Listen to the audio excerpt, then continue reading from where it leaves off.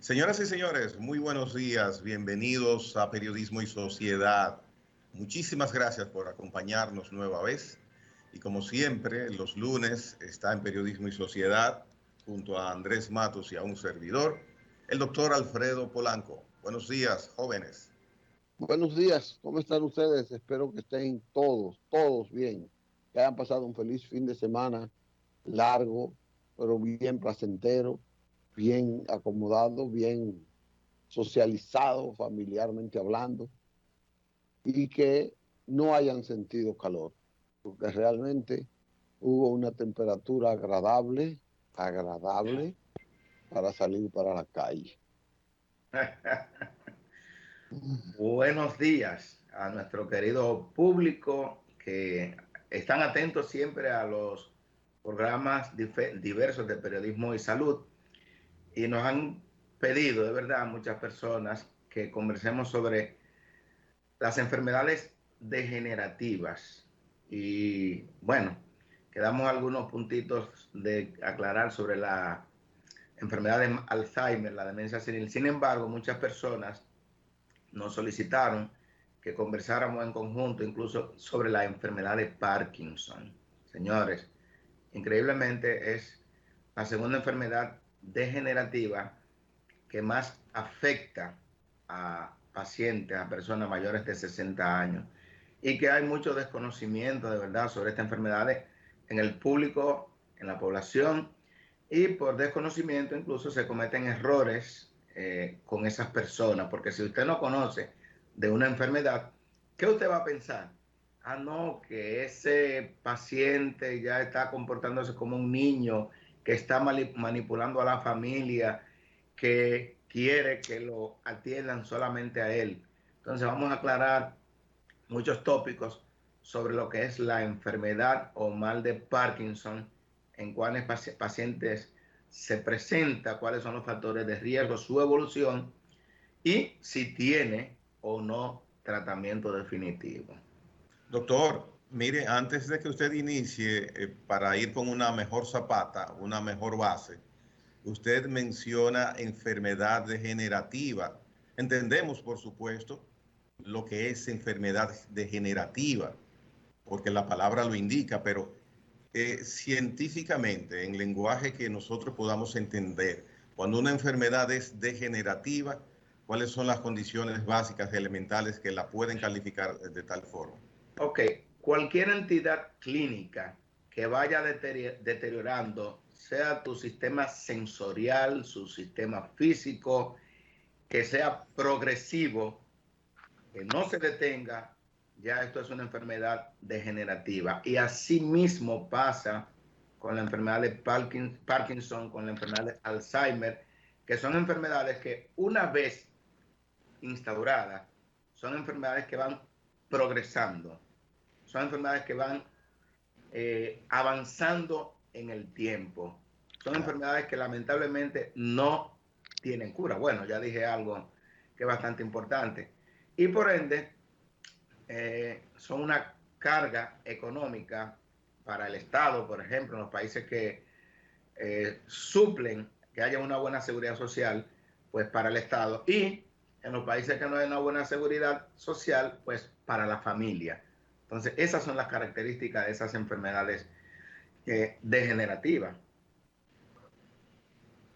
Entonces, hablando del Parkinson, es una enfermedad neurológica, ya que hay daño de las neuronas del sistema nervioso central, la cual va a provocar lesiones o alteraciones en el individuo. Lo primero que va a presentar a un paciente que tiene enfermedad de Parkinson son temblores en reposo. O sea, el paciente, mientras más tranquilo está, va presentando movimientos en las manos, va presentando movimientos en cualquier parte del cuerpo que esté completamente en reposo.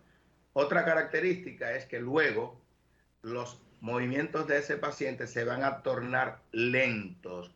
Por ejemplo, usted llama a un paciente con Parkinson, usted lo llama por su nombre y usted está de espalda a él o él está de espalda a usted y el paciente generalmente no puede voltear la cara de manera rápida, sino que él tiene que voltearse completamente, de manera lenta. También el paciente tiene cara inexpresiva. Es un paciente que usted dice, pero Ramón de repente ya como que no se ríe. O sea, el paciente tiene una cara inexpresiva.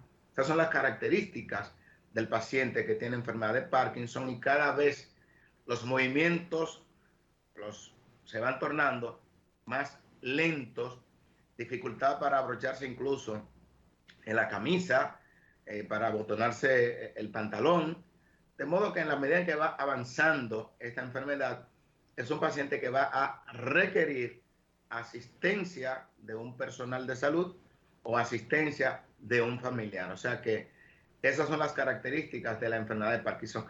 Y más tarde, incluso podrían provocar una demencia senil. O sea que no es que el paciente que tiene Parkinson, por llamar la atención, pues se está haciendo el loco, se le están olvidando las cosas.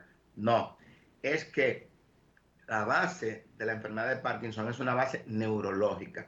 Claro está, no se sabe la causa, pero hay alteraciones cerebrales que se encuentran en el paciente que tiene Parkinson, que están en el paciente que tiene demencia senil de Alzheimer. Por eso son enfermedades muy relacionadas una con la otra, enfermedades que nosotros tenemos que prestarle atención, porque son enfermedades crónicas. Por ejemplo, un paciente porque tenga Parkinson no vamos a decir que se va a morir. Un paciente con Parkinson puede durar entre 15 a 25 años y cualquiera sea ese adulto que nació con su papá y que ahora tiene Parkinson y a los 25 años fue que falleció. O sea, un paciente puede nacer hoy y ver a su padre morir a la edad de 25 años ese hijo.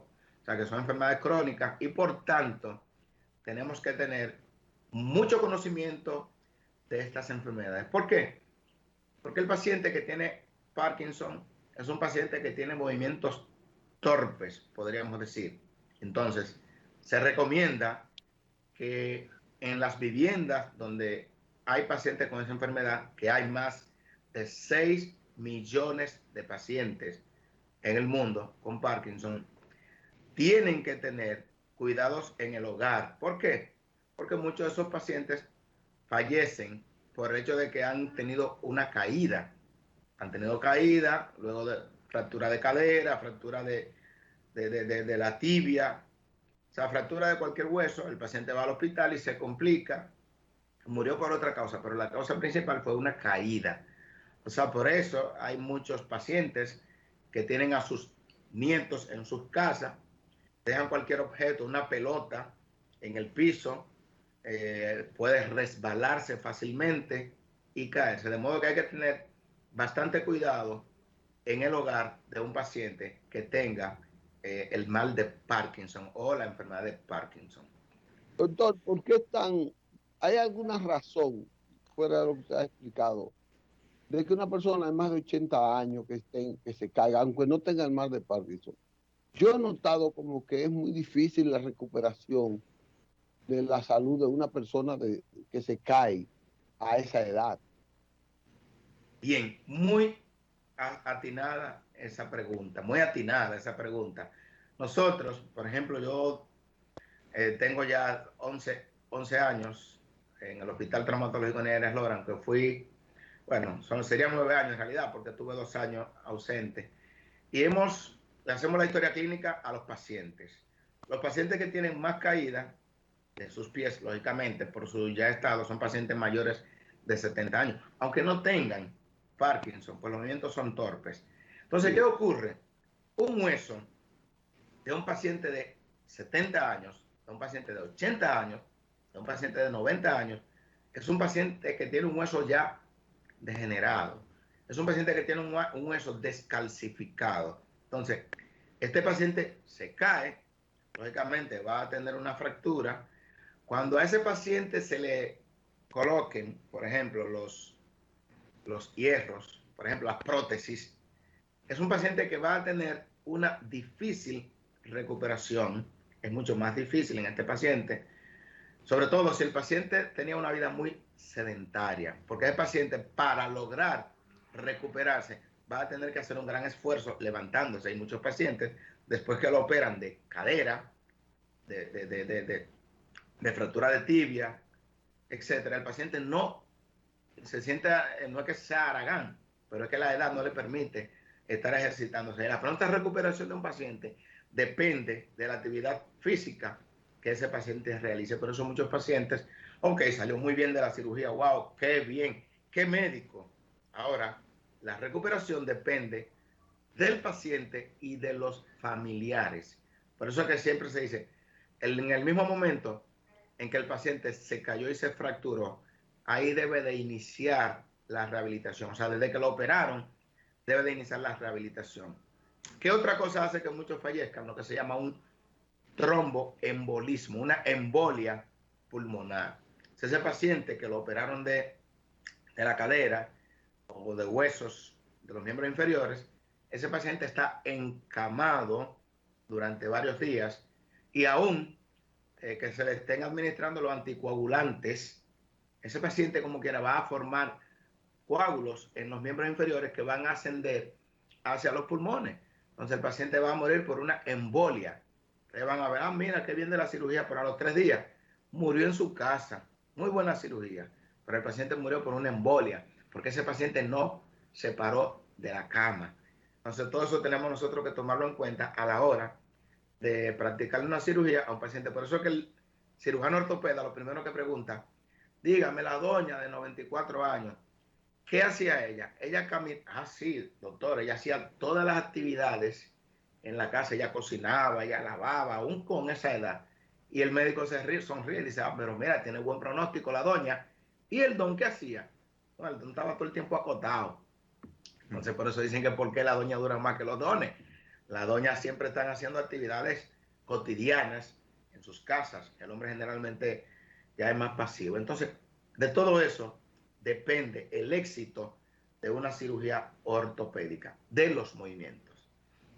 Mire, doctor, con referencia al Parkinson, usualmente, por lo menos particularmente, he visto mayor preponderancia en hombres con Parkinson que en mujeres.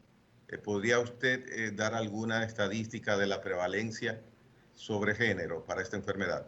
Sí, es mucho más frecuente en hombres que en mujeres. No se sabe la causa, pero dice en alguna literatura que es una relación más aproximadamente de 2-1. O sea, por cada una mujer, 2 hombres en algunas estadísticas. Muy alta, no se sabe la causa. Es lo mismo que ocurre con el paciente que tiene insuficiencia renal crónica, que usted va a una unidad de diálisis y usted va a ver 10 pacientes dializándose y solamente va a ver 3 mujeres, los 7 restantes son hombres. O sea que el género masculino es un factor de riesgo para esta enfermedad. Sí. Pero como lógicamente no se sabe la causa, es todavía un laberinto que tenemos con esta enfermedad, que es la enfermedad de Parkinson. ¿Y quién descubre la enfermedad y cuándo? No recuerdo bien la fecha, pero el mismo Parkinson, así mismo era el apellido que descubrió esa enfermedad, un neurólogo, neurocirujano, que lógicamente observando siempre a un paciente con esos movimientos dice, bueno, pues algo hay en ese paciente, en esa persona. Pues lógicamente a través de las necropsias, porque hay unos cuerpos que se llaman de Lewis a nivel en las neuronas que están presentes en el paciente con Parkinson después de la necropsia, que también esos cuerpos en el cerebro van a estar presentes en los pacientes que tienen la demencia de Alzheimer. O sea que son enfermedades neurológicas que se relacionan uno con otro, y por eso se sabe que un gran porcentaje de los pacientes que tienen Parkinson van a desarrollar posteriormente la demencia senil. O sea que para esta enfermedad hay factores igual, genéticos, factores ambientales, que son bastante importantes los factores ambientales, pero hay factores genéticos y factores ambientales que la inactividad física son de los factores. Usted menciona ambiental, doctor. ¿Cómo puede haber esa relación? Den un ejemplo. Por ejemplo, todo depende mucho de tu ambiente, donde tú te desenvuelvas. Si tú te desenvuelves en un ambiente, por ejemplo, tóxico en las grandes ciudades, tiene mucho más posibilidades de ese paciente que se desarrolla. Por ejemplo, ustedes ven enfermedades que son poco frecuentes en las zonas rurales, que el paciente está mucho más tranquilo, y hay otras que son más de las zonas industrializadas. Entonces, por eso es que se habla mucho de esas enfermedades, que tienen que ver mucho con lo que es el ambiente, el humo, la toxicidad, el tabaco, que influye prácticamente en todo. Y sobre la edad, es bastante importante que aunque ustedes no lo, aunque muchas personas se resistan a creerlo, a pesar de que la enfermedad es más frecuente después de los 60 años, podría una persona de 50 años iniciar presentando sintomatología de la enfermedad de Parkinson. De ahí la importancia de observar a las personas siempre. Por eso es que los neurólogos tienen un ojo muy fino sobre cada paciente que va a su consulta. Igual que todos los médicos, nosotros no estamos haciendo el interrogatorio por la causa que usted fue, y ya ahí estamos viendo hasta la forma de cómo usted se está expresando, los movimientos de las manos, los movimientos de los párpados, y nosotros ahí podemos hacer el diagnóstico o iniciar a pensar en el diagnóstico que lo trajo usted a la consulta. Por eso es que cuando usted va con alguien al médico, a veces nosotros interrumpimos al acompañante que quiere hacerse de interlocutor y le decimos, y no se pongan guapos la señora que acompañan a los hombres, cuando nosotros le decimos, deje al dicho que me exprese qué es lo que tiene, porque es una manera de nosotros saber cómo esa persona está expresando su enfermedad, al llegar al diagnóstico más fácil. O sea, es más difícil cuando es el acompañante. Oh, pero ¿cómo va a ser si yo puedo hablar? ¿Por qué mi esposa tiene que ser la que dé mi historia clínica? Si hay cosas que yo no le he dicho a mi esposa, pero se lo voy a decir a usted como médico. De ahí la importancia de que cada paciente diga su historial clínico al médico. Ahora bien, hay cosas que se olvidan y por eso la importancia del acompañante. Y el acompañante, pero Alfredo, recuérdate que ocurre tal y tal cosa en tal y tal momento. Sí, también. Y ahí yo sigo hablando. O sea que la historia clínica es una herramienta bastante importante que se utilizó desde antaños y sigue siendo la primera y más importante herramienta para nosotros llegar a un diagnóstico. Doctor, vuelva al principio de su intervención. Las enfermedades degenerativas, las hay de diferentes órganos del cuerpo, diferentes partes, ósea, hay en términos de neurona, de lo que es el sistema nervioso, y hasta, yo pienso que hasta de la circulación hay obstrucción degenerativa. ¿Eso tiene algún origen genético? Eso, porque no tienen cura las enfermedades degenerativas. Por ejemplo, en este caso hay un factor genético, en el caso del Parkinson, y por eso es que lamentablemente no tienen cura. Las neuronas van de ciertas partes de su cuerpo, van perdiendo eficacia, van perdiendo efectividad, y por eso es que vienen esas manifestaciones de temblores, porque son una parte específica de las neuronas que están en la corteza cerebral. Entonces, incluso por eso hay algunos tipos de intervenciones quirúrgicas en los casos de pacientes que tienen Parkinson, sobre todo si ese paciente lo va desarrollando muy joven. Por eso es muy importante la intervención en muchos casos, tanto del neurólogo como del neurocirujano, porque el neurocirujano también interviene bastante en el sistema nervioso central, en el cerebro de ese paciente que tiene enfermedad de Parkinson. Pero lógicamente es una enfermedad progresiva, degenerativa y que no tiene cura. Mucho cuidado con esto de que no tiene cura, porque hay personas que cuando escuchan el hecho de que no tiene cura, le van a prescribir un medicamento y dicen, no, yo escuché al doctor diciendo por ahí que no tiene cura. No tiene cura, pero al igual que el Alzheimer, hay medicamentos que pueden controlar esta enfermedad. O sea que es bastante importante, el paciente puede vivir por eso. Como terapia. Exacto, hay un tratamiento no curativo, sino un tratamiento paliativo para esta enfermedad. O sea, que el paciente puede iniciar una terapia para el Parkinson, levodopa, carbidopa, que todos los médicos la conocemos, y estos medicamentos el paciente va a experimentar una mejoría. De hecho, algo importante, lo que pasa es que el tema es muy importante. Tenemos a un paciente que presumimos por la historia clínica que tiene Parkinson. Le realizamos tomografía, resonancia magnética nuclear de cerebro y está todo normal. Ok.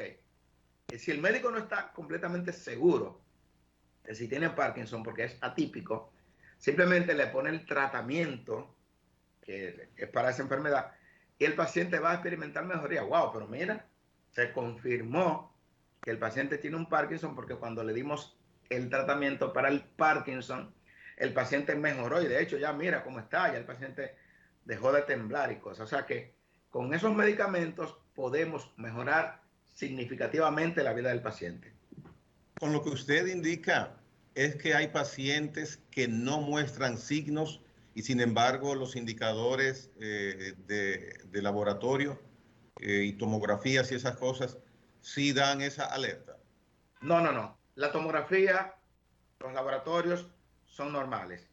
El diagnóstico de Parkinson es netamente clínico. O sea, es por lo que yo vea. Lo que pasa es que siempre a esos pacientes hay que hacerle imágenes del sistema nervioso central para ver si hay alguna otra anomalía. Por ejemplo, pero mira, yo pensaba que era Parkinson, pero mira, el paciente lo que tiene es un tumor cerebral, por decir algo. O sea, que yo no puedo conformarme en la época que estamos, en la época de la tecnología, sin hacerle imágenes al paciente, porque yo podría equivocarme, pero el diagnóstico lo da la clínica del paciente y se confirma prácticamente cuando el paciente con ese medicamento que le voy a dar, el paciente va a mejorar y puede durar mucho tiempo el paciente estable simplemente con una serie de medicamentos que le vamos a dar al paciente que todo el mundo conoce, o sea, son ampliamente conocidos.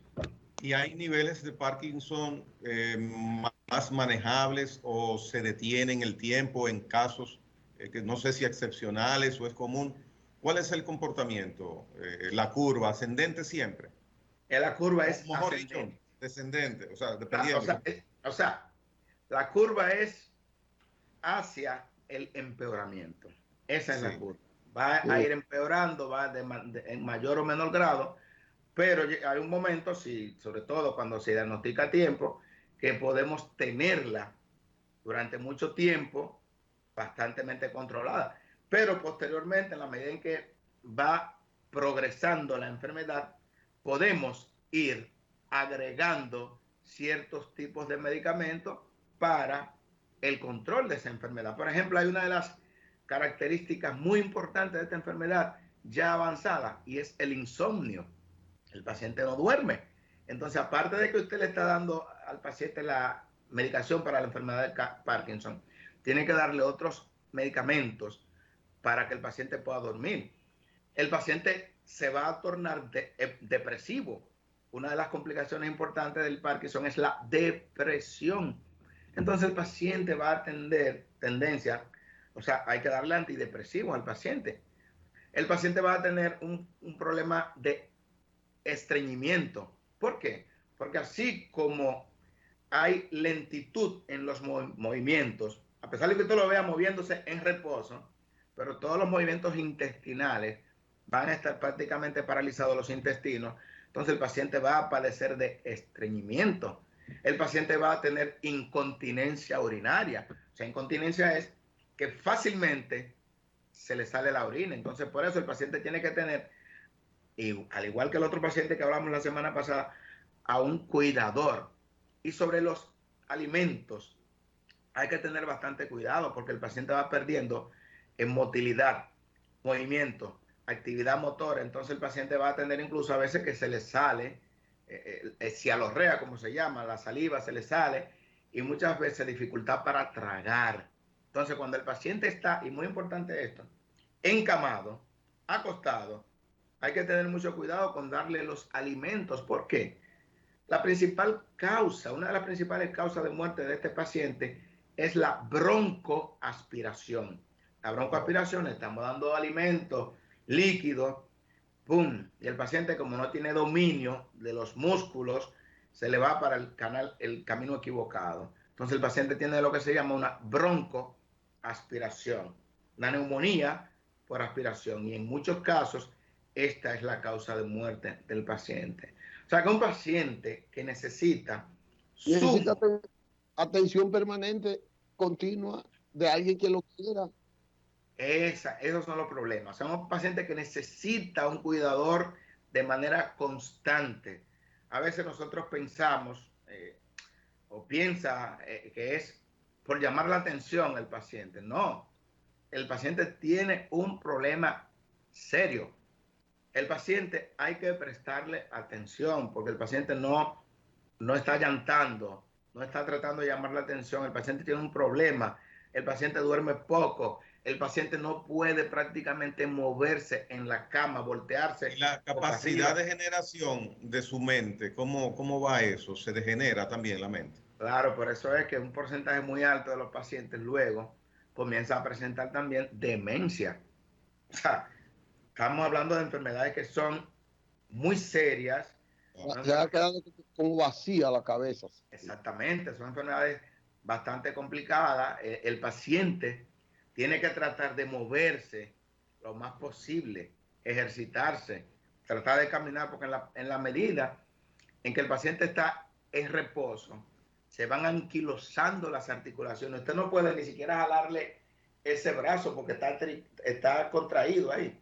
O sea, eso es una situación que necesita constantemente el manejo de un cuidador, y que ese mismo cuidador, el que está con él constantemente, tiene que darle masaje y todo eso, de ejercicio de estiramiento, porque si no, se va a quedar anquilosado el paciente. ¿Sí?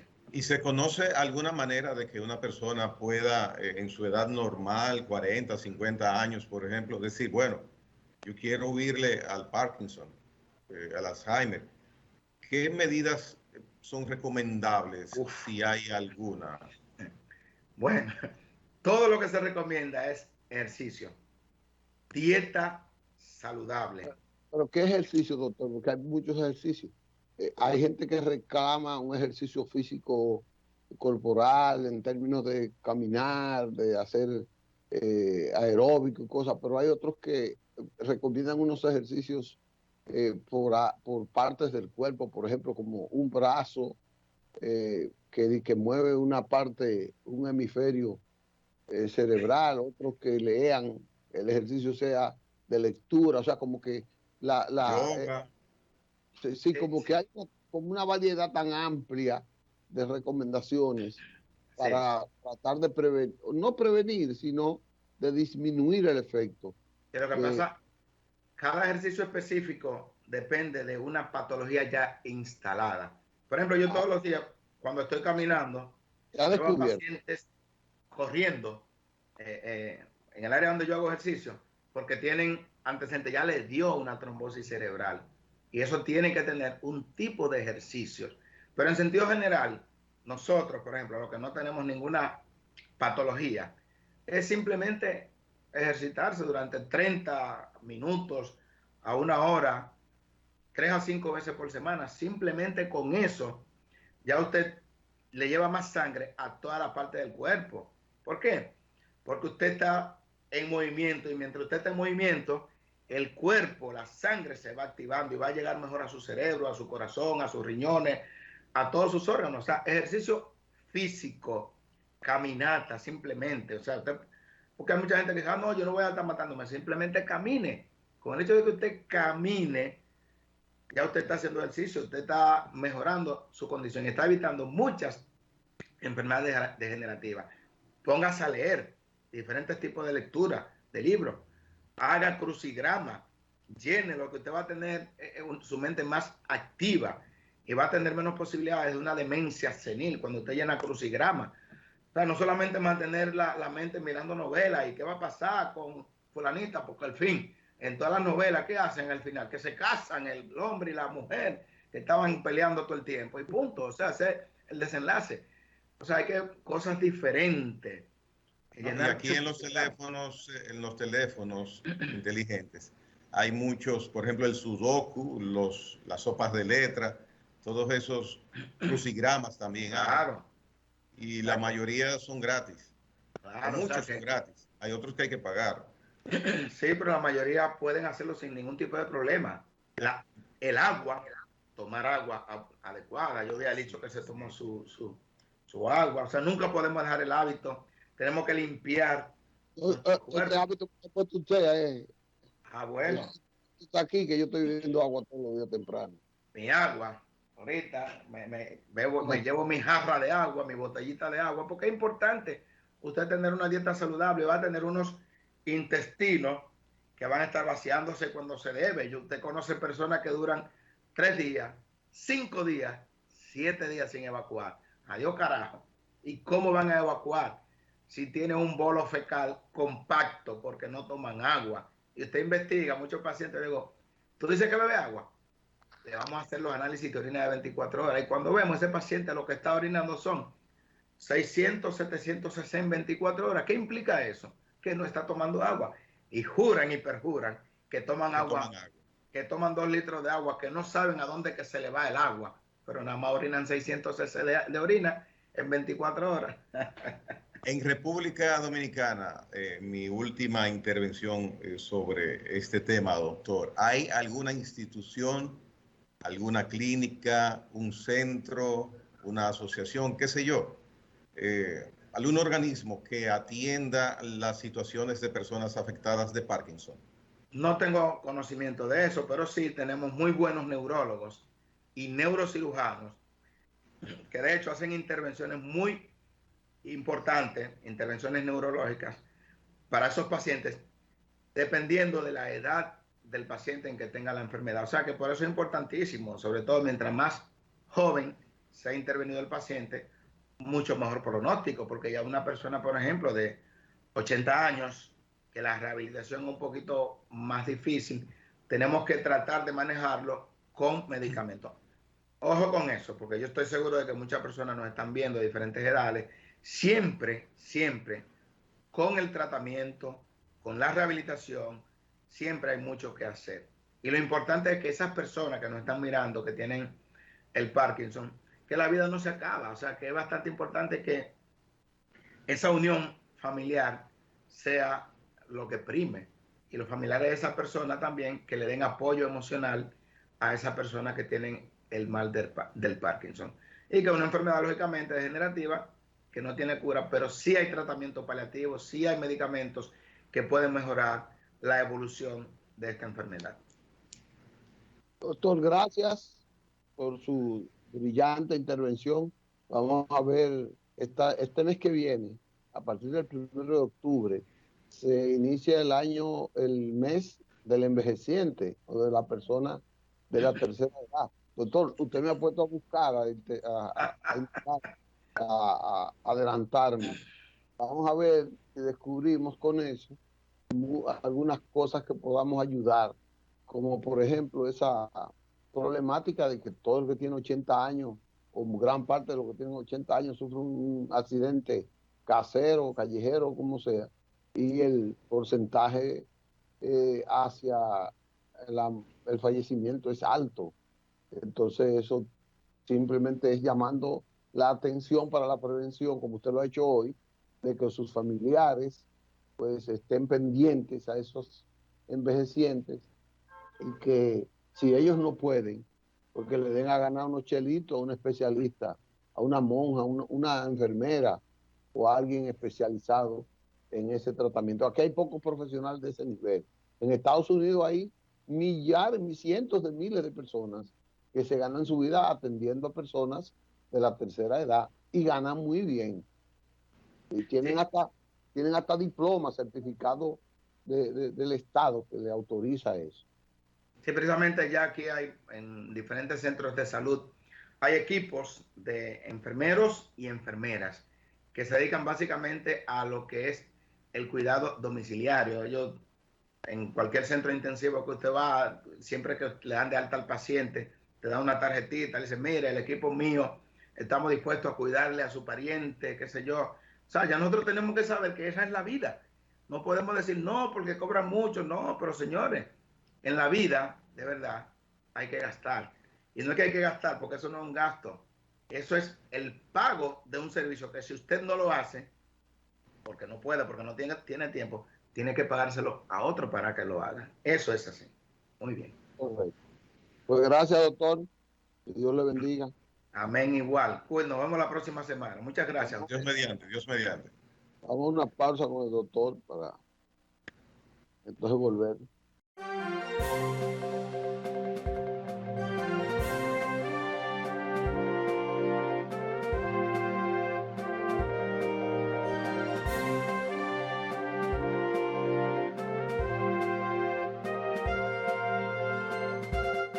Señoras y señores, continuamos con el desarrollo de Periodismo y Sociedad. Gracias por continuar en sintonía con nosotros.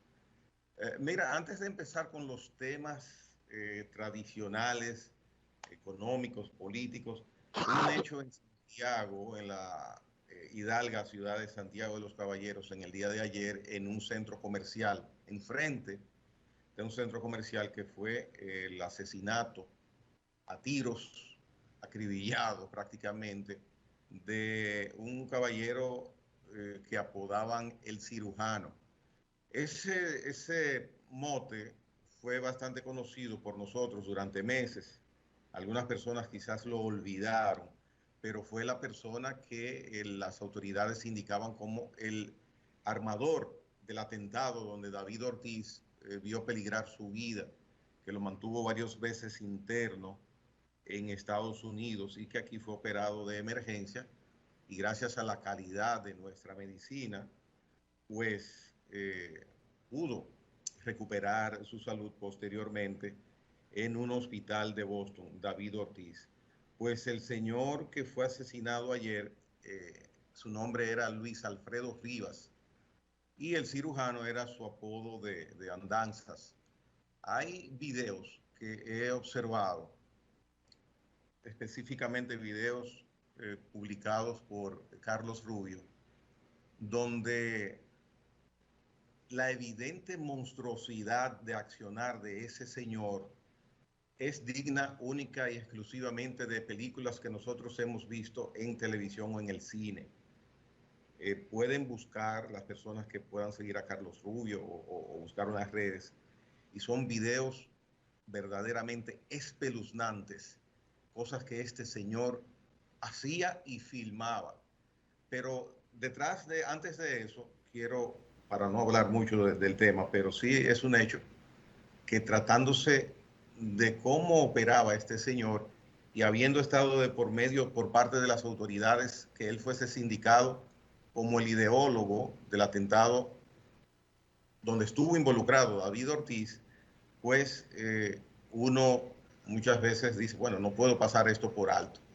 Y entonces pueden llegar hasta pensamientos diversos de por qué este señor fue buscado, porque fue buscado, esa era su profesión.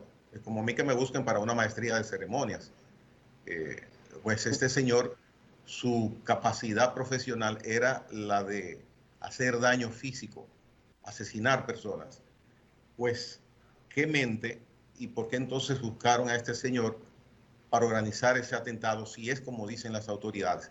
Desde 2019 estaba prófugo por ese hecho y aparentemente por otros también, pero vuelve a la palestra el tema del atentado contra David Ortiz con el asesinato ayer de este señor apodado el cirujano. ¿Sabe lo que yo no entiendo? Él tenía 2 años prófugo.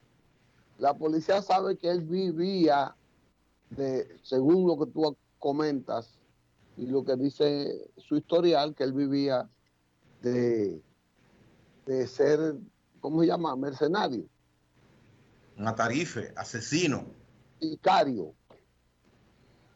Él lo andan buscando. ¿Cuántos años hace del caso de David? 2 años, ¿no? ¿Verdad? Ayer él andaba por las calles, la policía y las autoridades no se dieron cuenta. Y lo ajustan, lo matan como un ajuste de cuenta cualquiera, en plena luz del día. Lo estaban persiguiendo O sea, él tenía una vida con cierta licencia, pero las autoridades no se dieron cuenta nunca que él tenía esa vida. Inclusive, abundando en lo que dices, empezando por las características físicas del cuerpo de ese señor, era imposible prácticamente que pasara desapercibido si se mostraba frente a otras personas, llamaba la atención. Entonces, verdaderamente, tienen unos peores que él en el aspecto de la vivencia, que localizarlo y ajusticiarlo. Y efectivamente, las autoridades, lamentablemente, nunca tuvieron la oportunidad de saber que él estaba en las calles. ¿Tú crees que las autoridades no tienen en cualquier demarcación miembros de algún organismo de seguridad que lo puedan ubicar? Pero mira, eso pasa, pasó, seguirá pasando, seguirá sucediendo y no habrá consecuencias. Nadie le va a pedir cuentas a los departamentos investigativos de la policía. Nadie le va a pedir cuentas al director de la policía. Nadie le va a pedir cuentas al servicio secreto. Nadie le va a pedir cuentas al J. Nadie. Tenemos casi 250 legisladores y uno solo de ellos no va a motivarse a pedirle cuentas a los organismos de seguridad del Estado por este hecho, por ejemplo, y muchos hechos similares. Esa es nuestra costumbre y lamentablemente las cosas que suceden aquí, que ya estamos acostumbrados a que ocurran. Ya mañana pasado no volveremos a hablar del tema, nadie volverá a tocar el tema y mucho menos ningún organismo va a rebuscar y va a investigar ese evento, porque este señor no fue identificado por las autoridades, pero las autoridades hay que dejarlas tranquilas. Bueno, si ellos no se dieron cuenta de él, no se van a dar cuenta de quienes lo mataron ahora. Mucho menos, porque los que lo mataron ahora andaban con sus libertades en esa parte. Tú sabes que este es muy buena coyuntura para decir, vamos a aplicar el cambio. Vamos a aplicar cambio. Tenemos cambio. El presidente ha asegurado que tenemos cambio. Bueno, pues vamos a demostrarlo con este caso. No, y ha demostrado que tenemos cambio en muchos casos. Bueno, pero en este sería buen ejemplo. Pero no va a ser así. No va a ser así. Vamos a una pausa y veremos de qué otra manera puede hacerse.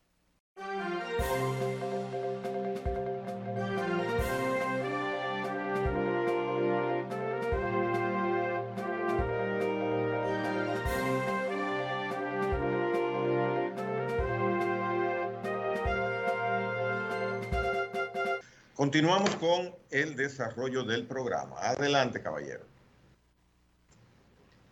Bueno, tengo que anunciar que ha sido muy fructífera la disertación del presidente de la República en Estados Unidos. Ha sido el tema de la semana. Ayer el presidente de México se sumó a la petición de el presidente Abinader de que Haití no se puede seguir tratando con paños tibios, sino de ir en auxilio real, de ir a enfrentar la inestabilidad. Y eso quiere decir de ir a fortalecer las instituciones. El presidente volvió a reafirmar que caiga quien caiga.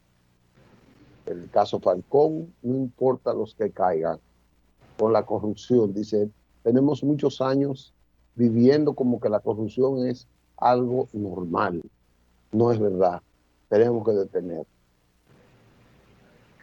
El anuncio que hace el presidente y los términos que utiliza dan a entender, es lo que miré un poquito más allá de la curva, que hay más nombres que vendrán en ese caso. O sea, Él no está hablando en pasado, los que ya están ubicados, los que están empezándose a judicializar. Parece ser que el caso ampliará en cuanto a cantidades de personas pues, que serán investigadas al respecto. Y lo amerita porque lo que hemos visto es que este caso es verdaderamente amplio, grande, amplísimo, verdaderamente. Dice que... Dicho, tenemos... ¿Perdón?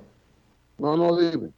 Tenemos nueva persona con intenciones de buscar la candidatura por su partido para el 2024 en el cargo de presidente de la República.